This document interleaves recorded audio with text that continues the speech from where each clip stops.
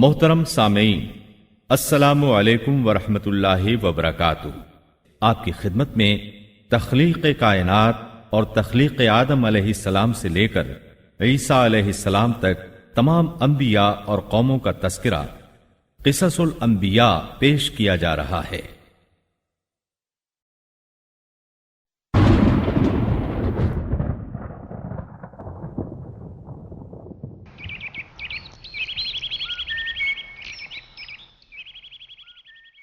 اللہ تعالیٰ فرماتے ہیں، اللہ خالق کل شیء وہو علی کل شیء وکیل۔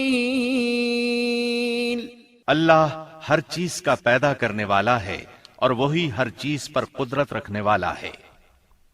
اللہ الذی خلق السماوات والارض وما بينهما في 6 أيام ثم استوى على العرش۔ اللہ تعالیٰ وہ ہے جس نے آسمانوں، زمین اور ان کے درمیان کی سب چیزوں کو 6 دن میں پیدا کر دیا، پھر عرش پر جلوہ فرما ہوا۔ مزید اللہ تعالیٰ سورۃ الحدید آیت 4 میں فرماتے ہیں، هو الذي خلق السماوات والأرض في 6 أيام ثم استوى على العرش يعلم ما يلج في الأرض وما يخرج منها وما ينزل من السماء وما يعرج فيها وهو معكم أينما كنتم والله بما تعملون بصير۔ وہی ہے جس نے آسمانوں اور زمین کو 6 دن میں پیدا کیا، پھر عرش پر جلوہ فرما ہوا۔ وہ خوب جانتا ہے اس چیز کو جو زمین میں جائے اور جو اس سے نکلے اور جو آسمان سے نیچے آئے اور جو کچھ اس میں چڑھ کر جائے، اور جہاں کہیں تم ہو وہ تمہارے ساتھ ہے، اور اللہ تمہارے اعمال کو دیکھ رہا ہے۔ اسی طرح اللہ تعالیٰ سورہ ہود آیت 7 میں فرماتے ہیں، وَهُوَ الَّذِي خَلَقَ السَّمَاوَاتِ وَالْأَرْضَ فِي 6 أَيَّامٍ وَكَانَ عَرْشُهُ عَلَى الْمَاءِ۔ اور اللہ ہی وہ ذات ہے جس نے 6 دن میں آسمانوں اور زمین کو پیدا فرمایا اور اس کا عرش پانی پر تھا۔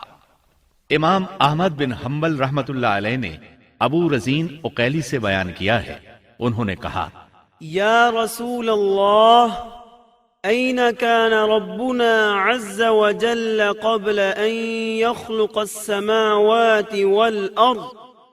فقال صلى الله عليه وسلم، كان في عماء ما فوقه هواء وما تحته هواء ثم خلق عرشه على الماء۔ اے اللہ کے رسول صلی اللہ علیہ وسلم، آسمانوں اور زمین کو پیدا کرنے سے پہلے ہمارا پروردگار کہاں تھا؟ آپ نے فرمایا عما میں تھا، یعنی اللہ کے سوا کچھ بھی نہ تھا، نہ اس کے اوپر ہوا تھی اور نہ اس کے نیچے ہوا تھی، مطلب یہ کہ کچھ نہ تھا، پھر اس نے پانی پر اپنا عرش پیدا کیا۔ گویا یہ تھی مخلوق کی ابتدا۔ امام احمد، امام ترمذی، امام ابو داود اور بہت سے دوسرے محدثین رحمہم اللہ نے سیدنا عبادہ بن صامت رضی اللہ عنہ کی روایت بیان کی ہے۔ وہ کہتے ہیں، سمعت رسول اللہ صلی اللہ علیہ وسلم يقول ان اول ما خلق اللہ تبارک وتعالی القلم ثم قال له اكتب فجرى في تلك الساعة بما هو كائن إلى يوم القيامة۔ میں نے رسول اکرم صلی اللہ علیہ وسلم کو فرماتے ہوئے سنا، آپ فرما رہے تھے، بلا شبہ اللہ نے سب سے پہلے قلم کو پیدا کیا، پھر اللہ نے اس کو حکم دیا لکھ، چنانچہ وہ اسی وقت چل پڑا اور قیامت کے دن تک ہونے والی ہر چیز لکھ دی۔ یہ اللہ تعالیٰ کا علم تھا جس کو قلم نے اس کے حکم کے مطابق لوح محفوظ پر لکھا۔ امام مسلم رحمت اللہ علیہ نے سیدنا عبداللہ بن عمرو بن عاص رضی اللہ عنہما کی روایت بیان کی ہے، اس میں سب سے پہلی چیز کے بارے میں وضاحت کی ہے اور جمہور فقہا کی رائے بھی یہی ہے۔ عبداللہ بن عمرو رضی اللہ عنہما بیان کرتے ہیں، سمعت رسول اللہ صلی اللہ علیہ وسلم یقول كتب الله مقادير الخلائق قبل أن يخلق السماوات والأرض ب50,000 سنة قال وعرشه على الماء۔ میں نے سنا آپ فرما رہے تھے اللہ تعالیٰ نے آسمان و زمین کی پیدائش سے 50,000 سال پہلے تمام مخلوقات کی تقدیریں لکھ دیں اور اس وقت اس کا عرش پانی پر تھا۔ اس حدیث مبارک سے واضح ہو گیا کہ سب سے پہلے پانی اور پھر پانی پر عرش پیدا کیا گیا، پھر قلم کی پیدائش ہوئی، اس نے تقدیر تحریر کی، پھر آسمان اور زمین کی تخلیق ہوئی، اور جس حدیث میں آیا ہے کہ ابتدا میں قلم کو پیدا کیا گیا، اس کا مطلب یہ ہے کہ اس جہان کی مخلوقات میں سب سے پہلے اس کا نمبر ہے، نہ کہ باقی تمام جہانوں کی مخلوقات میں پہلا نمبر ہے، اور اس کا تذکرہ بخاری شریف کی اس حدیث میں ہے۔ قال أهل اليمن لرسول الله صلى الله عليه وسلم جئناك لنتفقه في الدين وليسألك عن أول هذا الأمر ما كان قال كان الله ولم يكن شيء قبله وكان عرشه على الماء وكتب في الذكر كل شيء وخلق السماوات والأرض۔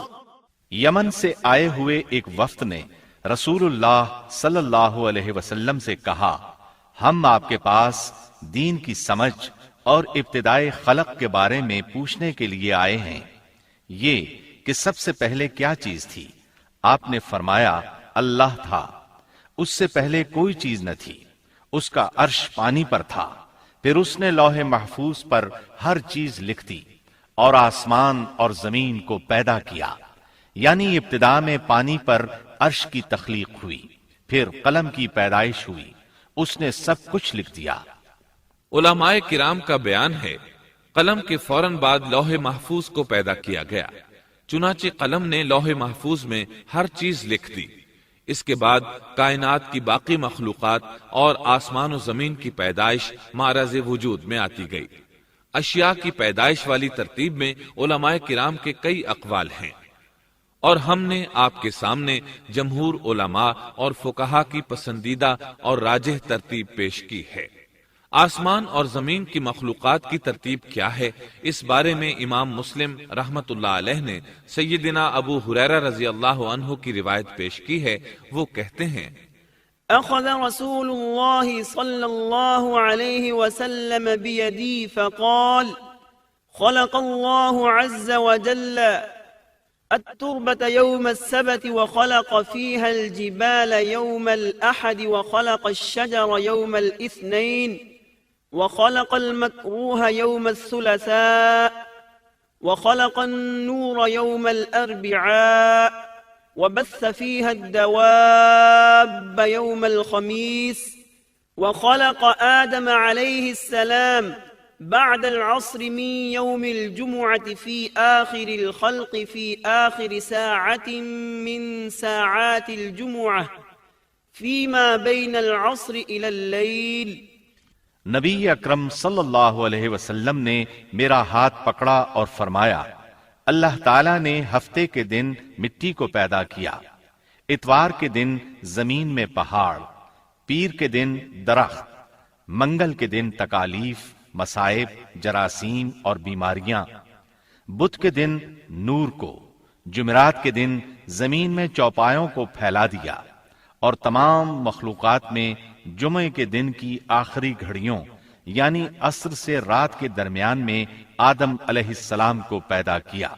مطلب یہ کہ ابتدائے آفرینش میں جن مخلوقات کی تخلیق ہوئی ان میں سے آخری مخلوق انسان تھا۔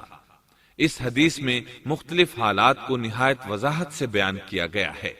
اس سے بخوبی پتہ چل گیا کہ ابتدائی مخلوقات کی ترتیب کیا تھی۔ ان میں سے آخری نمبر آدم علیہ السلام کا تھا، جبکہ آدم علیہ السلام نسل انسانی میں سب سے پہلے اور تمام انسانوں کے باپ ہیں۔ انسانوں سے پہلے فرشتے اور جن پیدا ہو چکے تھے۔ صاحب عقل مخلوقات میں سب سے پہلا نمبر فرشتوں کا، دوسرا نمبر جنوں کا اور آخری نمبر انسانوں کا ہے۔ فرشتوں کا اصل ٹھکانہ آسمان ہے۔ اللہ تعالیٰ سورۃ الشورى آیت 5 میں فرماتے ہیں، تكاد السماوات يتفطرن من فوقهن والملائكة يسبحون بحمد ربهم ويستغفرون لمن في الأرض ألا إن الله هو الغفور الرحيم۔ قریب ہے کہ آسمان اپنے اوپر سے پھٹ پڑے اور تمام فرشتے اپنے رب کی تسبیح اور تحمید بیان کر رہے ہیں اور زمین والوں کے لیے استغفار کر رہے ہیں۔ خبردار، اللہ تعالی معاف کرنے والا، رحمت کرنے والا ہے۔ مسلم شریف میں ہے، سیدہ عائشہ صدیقہ رضی اللہ عنہا سے روایت ہے کہ نبی اکرم صلی اللہ علیہ وسلم نے فرمایا، خلقت الملائكة من نور وخلق الجان من نار وخلق آدم مما وصف لكم۔ فرشتوں کو نور سے اور جنوں کو آگ سے پیدا کیا گیا اور آدم کو اس چیز سے پیدا کیا گیا جو تمہارے لیے بیان کر دی گئی، یعنی مٹی سے۔ فرشتوں کی تخلیق کے بعد جنوں کو پیدا کیا گیا۔ جنوں کو بھی انسانوں سے پہلے پیدا کیا گیا تھا، جیسا کہ اللہ تعالیٰ سورۃ الحجر آیت 27 میں فرماتے ہیں، وَالْجَانَّ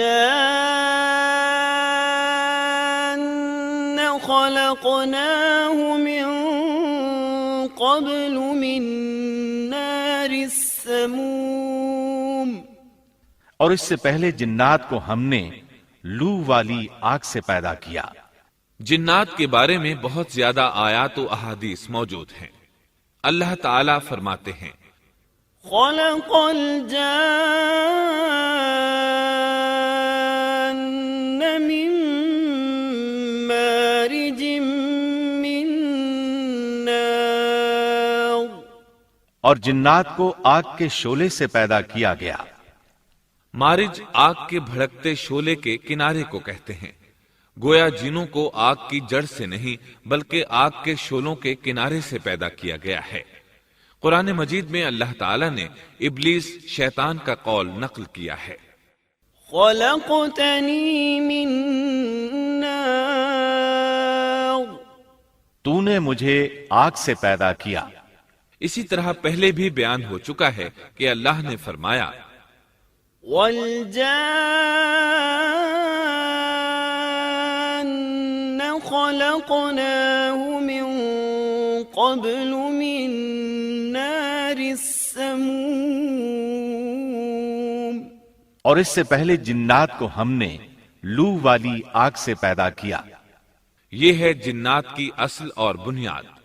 ابلیس ملعون بھی جنات میں سے ہے، اور اس مسئلے میں کسی کو تردد اور شبہ نہیں ہونا چاہیے، اس لیے کہ قرآن مجید میں ہے، إِلَّا إِبْلِيسَ كَانَ مِنَ الْجِنِّ۔ اور ابلیس جنوں میں سے تھا۔ مطلب یہ کہ وہ فرشتوں میں سے نہیں تھا۔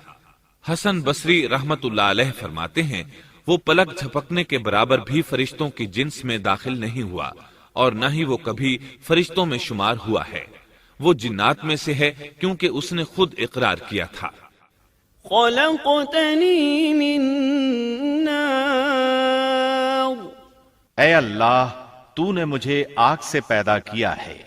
اگر یہ فرشتہ ہوتا تو اس وقت کہتا اے اللہ تو نے مجھے نور سے پیدا کیا ہے، اس لیے ابلیس کا جن ہونا روز روشن کی طرح عیاں ہے۔ سیدنا عبداللہ بن عمر رضی اللہ عنہما اور سیدنا عبداللہ بن عباس رضی اللہ عنہما فرماتے ہیں آدم علیہ السلام سے 2000 سال پہلے جنات پیدا کیے گئے، وہ ہماری اس زمین پر رہائش پذیر تھے۔ آہستہ آہستہ وہ فسق و فجور میں مبتلا ہو گئے، جب وہ فتنہ فساد میں حد سے بڑھ گئے، ناحق خون بہانے لگے، تو اللہ تعالی نے ان کی طرف فرشتوں کا عظیم لشکر بھیجا، ان سے جنات کی زبردست مارکہ آرائی ہوئی۔ اس مارکہ آرائی میں فرشتوں نے جنات کو تہس نہس کر دیا اور وہ سمندروں کی جزیروں میں پناہ لینے پر مجبور ہو گئے۔ زمین کے ہر بر اعظم سے انہیں جلا وطن کر دیا گیا، چنانچہ آج تک ان کا مسکن یہی جزیرے اور عظیم مراکز ہیں۔ یہ واقعہ آدم علیہ السلام کی تخلیق سے پہلے ہو چکا ہے۔ احادیث مبارکہ میں ہے کہ ابلیس ملعون کا ایک تخت ہے اور وہ تمام جنات کا سردار اور حکمران ہے۔ اس کا شاہی تخت پانی پر ہے، اگرچہ اس کی متعین جگہ ہمیں معلوم نہیں۔ یہاں تک ذکر تھا سیدنا آدم علیہ السلام کی پیدائش سے پہلے کا۔ اب ہم ذکر شروع کرتے ہیں آدم علیہ السلام کا۔ اللہ تعالیٰ فرماتے ہیں وَمَا خَلَقْتُ الْجِنَّ وَالْإِنسَ إِلَّا لِيَعْبُدُونَ، اور میں نے جنوں اور انسانوں کو اپنی عبادت کے لیے پیدا کیا ہے۔ اللہ تعالیٰ نے ہمارے باپ کو کیوں پیدا فرمایا، ہمیں کیوں پیدا فرمایا؟ تاکہ ہم اس کی عبادت کریں، اگرچہ وہ عبادت کا محتاج نہیں، وہ تو بے نیاز ہے، البتہ ہم اس کے محتاج ہیں۔ اس کے اسماء بہترین اور حسین ہیں، وہ عالی شان صفات کا مالک ہے۔ اس نے اپنے ناموں کے آثار ظاہر کرنے کے لیے مخلوق کو پیدا فرمایا، رحمت کے آثار، قدرت کے آثار، جبر اور طاقت کے آثار اور حکمت کے آثار ظاہر کرنے کے لیے مخلوقات کو پیدا فرمایا، ورنہ وہ کسی چیز کا محتاج نہیں۔ آدم علیہ السلام کی تخلیق سے پہلے ہی اس بارے میں اللہ تعالیٰ کا فرشتوں سے مکالمہ ہوا۔ اللہ تعالیٰ نے فرمایا وَإِذْ قَالَ رَبُّكَ لِلْمَلَائِكَةِ إِنِّي جَاعِلٌ فِي الْأَرْضِ خَلِيفَةً، اور جب تیرے رب نے فرشتوں سے کہا میں زمین میں ایک خلیفہ بنانے والا ہوں۔ خلیفہ سے مراد ہے نائب، اور یہ کہ اس کی نسل میں سے ہر ایک دوسرے کا خلیفہ ہوگا۔ جبکہ سیدنا ابو بکر صدیق رضی اللہ عنہ نبی اکرم صلی اللہ علیہ وسلم کے خلیفہ ہوئے، سو اللہ نے ایک خلیفہ بنانے کا ارادہ فرمایا جو زمین میں حکومت کرے اور اس کو آباد کرے۔ چنانچہ اللہ تعالیٰ نے فرمایا هو أنشأكم من الأرض واستعمركم فيها، اللہ تعالیٰ نے تمہیں زمین سے پیدا کیا اور اسی نے اس زمین میں تمہیں بسایا ہے۔ اللہ تعالیٰ کا ارادہ ہوا کہ زمین کو آباد کروائے، جبکہ جن اس قابل نہیں تھے، کیونکہ ان میں اس قدر عقل و دانش نہیں تھی کہ زمین کو پر رونق اور سرسبز و شاداب رکھ سکیں۔ علماء جنات کے بارے میں کہتے ہیں ان کا سب سے بڑا عقل مند جن انسانوں کے 10 سالہ بچے کے برابر عقل رکھتا ہے، اس لیے زمین کو آباد کرنے کی صلاحیت اللہ تعالیٰ نے انسان کو بخشی۔ اللہ نے انسان کو بہترین ڈھانچے اور حسین ترین شکل و صورت سے نوازا، پھر اپنی روح اس میں پھونکی۔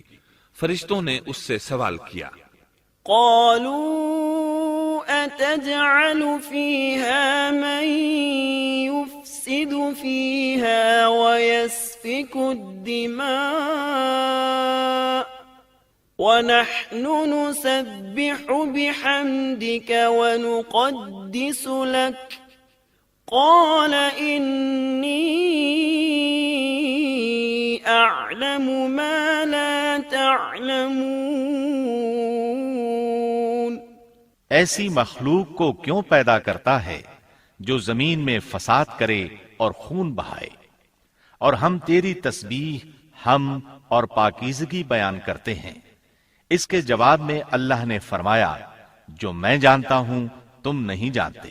دراصل فرشتوں نے کسی طرح معلوم کر لیا تھا کہ آدم کی اولاد زمین میں فساد کرے گی، خون ریزی کرے گی، لیکن انہوں نے یہ بات اعتراض کے طور پر نہیں کہی تھی، کیونکہ ایسا اعتراض تو گناہ ہے، اور فرشتے پلک جھپکنے کے برابر اللہ کی معصیت اور نافرمانی نہیں کرتے، جیسا کہ ارشاد ہوتا ہے بل عباد مکرمون لا يسبقونه بالقول وهم بأمره يعملون، بلکہ وہ تو نہایت معزز عبادت گزار ہیں، کسی بات میں اللہ پر پیش دستی اور سبقت نہیں کرتے، اور اس کے حکم پر عمل کرتے ہیں۔ اسی طرح ارشاد ہوتا ہے لا يعصون الله ما أمرهم ويفعلون ما يؤمرون، اللہ کے حکم کی نافرمانی نہیں کرتے، بلکہ جو حکم دیا جائے بجا لاتے ہیں۔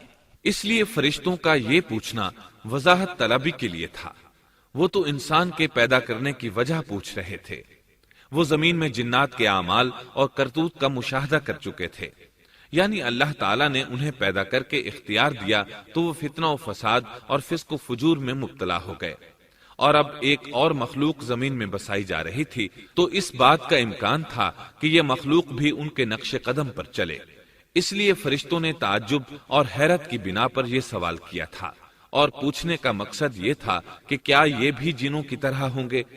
اس طرح انہیں یہ خدشہ لاحق ہوا کہ شاید ان سے اللہ کی عبادت میں کوتاہی یا کمی واقع ہوئی ہے، جس کی وجہ سے اللہ کو نئی مخلوق پیدا کرنا پڑی۔ اس لیے ان کی بات میں یہ بھی تھا کہ ہم تیری حمد اور ثنا بیان کرتے ہیں۔ بہرحال ان کے سوال کے دو مقصد تھے، کیا یہ جنوں کی طرح فساد کرنے والی قوم ہے؟ کیا ہم سے تیری عبادت میں کوتاہی ہوئی ہے؟ اس پر اللہ تعالیٰ نے فرمایا، جو میں جانتا ہوں وہ تم نہیں جانتے۔ اس موقع پر فرشتوں کے ذہنوں میں ایک اور بات بھی آئی، وہ آپس میں کہنے لگے کہ اللہ تعالیٰ جو بھی مخلوق پیدا کرے گا وہ ہم سے زیادہ معزز اور عالم نہیں ہو سکتی۔ یعنی جب فرشتوں نے باقی مخلوقات کا جائزہ لیا، مثلا آسمان، زمین، پہاڑ، جن، چوپایوں وغیرہ کا، تو انہوں نے سوچا یہ ہم سے زیادہ مرتبے والی نہیں ہے، لہذا یہ مخلوق بھی پیدا ہو رہی ہے تو یہ ہم سے زیادہ مرتبہ نہیں رکھتی، یہ ہمارا خاص مقام ہے کہ اللہ کی تسبیح میں مصروف ہیں، کفر سے محفوظ ہیں، ہر حکم بجا لاتے ہیں، اللہ کے تمام احکامات پورے کرتے ہیں، آسمان اور زمین میں اس کا حکم نافذ کرتے ہیں، اور اللہ کے نزدیک ہم سب سے زیادہ شرف والے ہیں۔ لہذا اگر یہ نئی مخلوق انسان بھی پیدا ہو جائے تو کیا ہوا، ہم سے زیادہ معزز اور علم والی تو نہیں ہوگی۔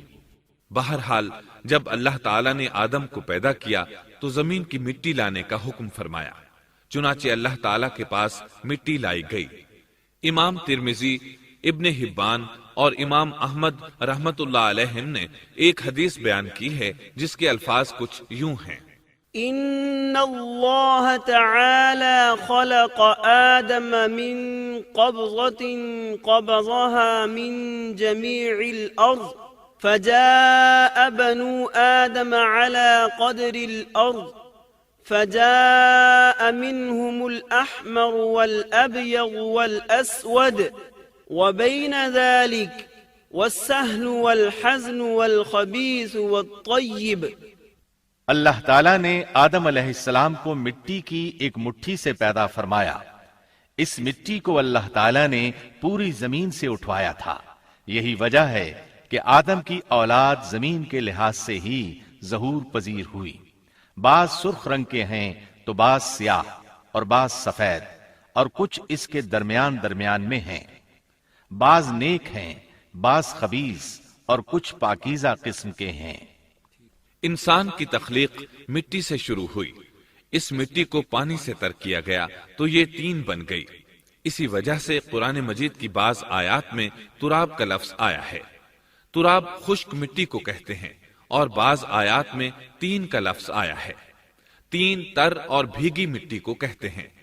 اللہ تعالیٰ فرماتے ہیں، خلقہ من تراب، یعنی آدم کو تراب سے پیدا کیا گیا۔ مٹی کی عام حالت کو تراب کہتے ہیں۔ اور فرمایا اذ قال ربك للملائكة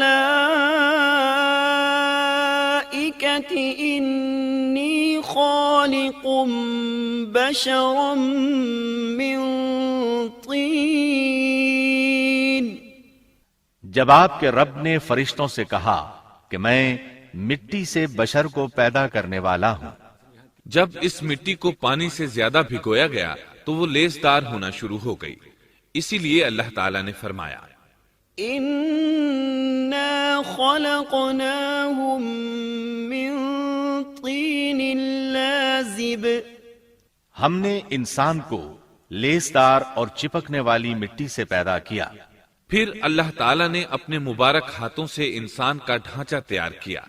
اللہ نے فرمایا خلقت بيدي، میں نے اپنے دونوں ہاتھوں سے پیدا کیا۔ اللہ تعالیٰ نے انسان کی خلقت فرشتوں کے سپرد نہ کی، بلکہ بذات خود اسے تخلیق کے مراحل سے گزارا اور اپنے ہاتھوں سے اس کی تصویر کشی کی۔ اللہ نے انسان کو پہلے ایک مورتی کی صورت میں ڈھالا، اس کے بعد ایک مقررہ مدت تک چھوڑے رکھا، یہاں تک کہ گیلی مٹی خشک ہو گئی اور اس کا رنگ سیاہ ہو گیا، بدبو آنے لگی، پھر وہ کھنکھناتی مٹی میں بدل گئی اور آخرکار آگ پر پکی ہوئی مٹی یعنی فخار ٹھیکری کی صورت اختیار کر گئی، جس سے مٹکے وغیرہ تیار کیے جاتے ہیں۔ سیاہ مٹی کو ہما ان کہتے ہیں اور بدبودار کو مسنون کہتے ہیں، اور کھنکھنا کر بولنے والی مٹی کو سلسال کہتے ہیں، اور ٹھیکری کی طرح کی مٹی کو الفخار کہتے ہیں۔ مختلف آیات میں یہ الفاظ وارد ہوئے ہیں۔ وَلَقَدْ خَلَقْنَاكُمْ ثُمَّ صَوَّرْنَاكُمْ، ہم نے تمہیں پیدا کیا اور پھر ہم ہی نے تمہاری صورت بنائی۔ اور فرمایا وَلَقَدْ خَلَقْنَا الْإِنسَانَ مِنْ صَلْصَالٍ مِنْ حَمَإٍ مَسْنُونٍ، اور یقیناً ہم نے انسان کو کھنکھناتی خشک مٹی سے پیدا کیا جو کہ بدبودار اور سیاہ گارے سے خشک ہوئی تھی۔ اور فرمایا خلق الانسان من صلصال كالفخار، اللہ نے انسان کو کھنکھناتی مٹی سے پیدا کیا جو کہ ٹھیکری کی طرح تھی۔ ان تمام آیات کریمہ میں کوئی تناقض، تعارض اور اختلاف نہیں، اس لیے کہ ان مختلف آیات میں انسان کو اس کی تخلیق کے مختلف مراحل کی یاد دہانی کرائی گئی ہے۔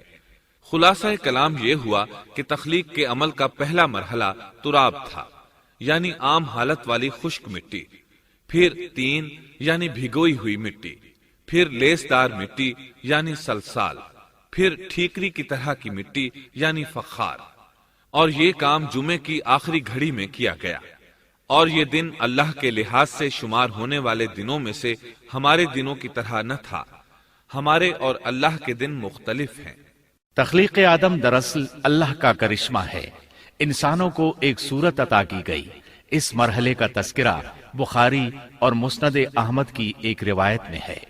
خلق اللہ آدم وطوله 60 ذراعا فكل من يدخل الجنة على صورة آدم فلم يزل الخلق ينقص حتى الآن، اللہ نے آدم کو پیدا کیا اور ان کا قد 60 ہاتھ یا 60 میٹر لمبا تھا۔ تمام جنتی لوگ اس قد آدم کے ساتھ جنت میں داخل ہوں گے، اور اس وقت سے لے کر آج تک مخلوق کا قد کم ہوتا چلا آ رہا ہے۔ بعد والے لوگ گزشتہ زمانے کے لوگوں سے ہمیشہ چھوٹے قد کے ہوتے چلے آ رہے ہیں۔ بہرحال سب سے پہلے اور سب سے لمبے انسان آدم علیہ السلام تھے۔ امام احمد نے منفرد طور پر ایک روایت بیان کی ہے، اس میں رسول اکرم صلی اللہ علیہ وسلم نے آدم علیہ السلام کی لمبائی 60 ہاتھ یعنی 60 میٹر اور چوڑائی 7 ہاتھ بیان فرمائی ہے۔ سبحان اللہ! سیدنا آدم کس قدر ضخیم اور عظیم مخلوق تھے۔ صحیح مسلم اور مسند احمد کی روایت میں ہے، لما خلق الله آدم تركه ما شاء أن يدع فجعل إبليس يطيف به ينظر إليه فلما رآه أجوف عرف أنه خلق لا يتمالك۔ اللہ نے آدم کو پیدا کیا تو اسے اپنی منشا کے مطابق کچھ عرصہ ڈھانچے کی صورت میں چھوڑے رکھا۔ ابلیس اس کے ارد گرد چکر لگانے لگا۔ اس نے دیکھا کہ وہ پیٹ والا ہے۔ وہ سمجھ گیا کہ یہ مخلوق اپنے آپ پر کنٹرول نہیں کر سکے گی۔